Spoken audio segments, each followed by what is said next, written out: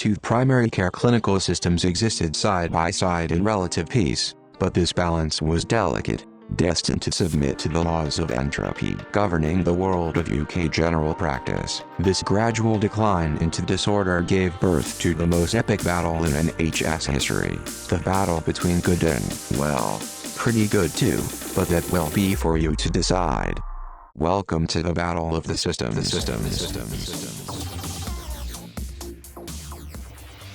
For those of you that don't know me, I'm Mike, I'm a GP in Manchester, UK, and I'm also a university tutor at one of the medical schools nearby. And I'm Dr. Hussain Gandhi, or many of you know me as Dr. Gandalf of eGPLearning, where I look at supporting you with technology-enhanced primary care and learning. And in this short video, both Dr. Gandalf and I will show you our 3 favorite things about the clinical systems that we use in everyday general practice. And hopefully inspire you to make the most of these incredible tools in your practice. So let's get started. One of the coolest things about EMIS is quick codes and text. These are little time-saving shortcuts like #tell or #safe that when activated while documenting in patient's notes or sending tasks to other people will automatically add a whole sentence that you can program beforehand.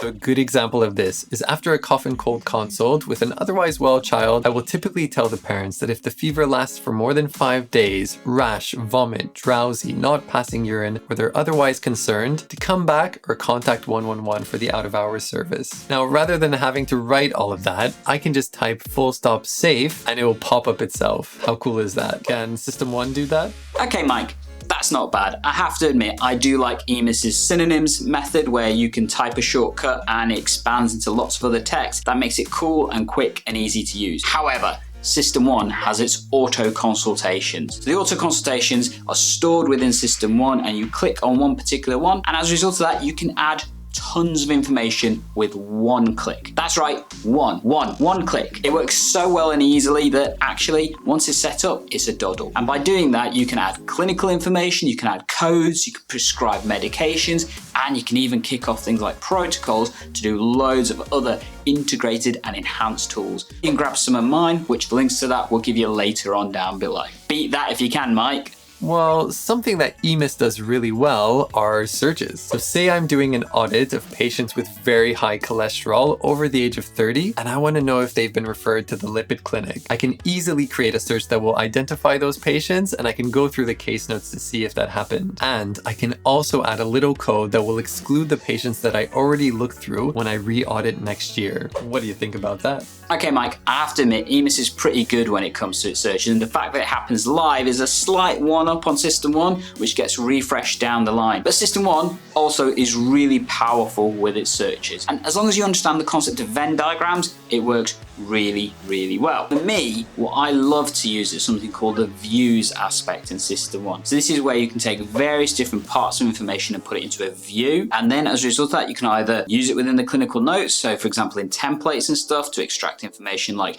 blood test results as part of creating a template for medication reviews or for various different health aspects, or even print them off to give to the patient so you're not having to do any of the weird integrated work that other people have to think about. And they are super powerful. You can set them to search for various clinical information, various other things. It just works so well and it's so easy to use.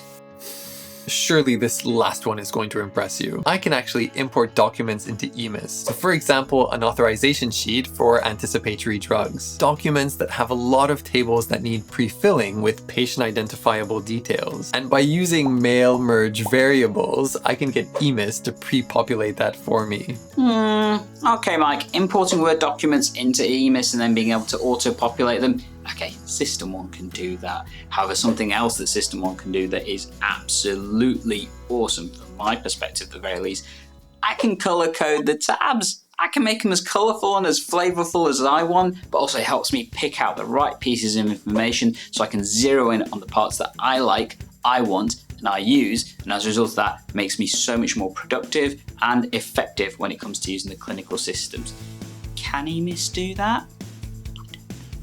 So who won? Is it a draw? Which clinical system is left standing? And which is cowering in shame? You decide! Leave a comment below. Tell us why you love EMIS or why you hate EMIS. Make sure you share your passion about System 1. That's it, guys. I hope that was informative. If you did find that useful, give us a thumbs up and like this video, and you can also leave a comment below. And if you'd like to see more videos like this, then make sure you subscribe to both of our channels and feel free to email us directly as well. Otherwise, good luck!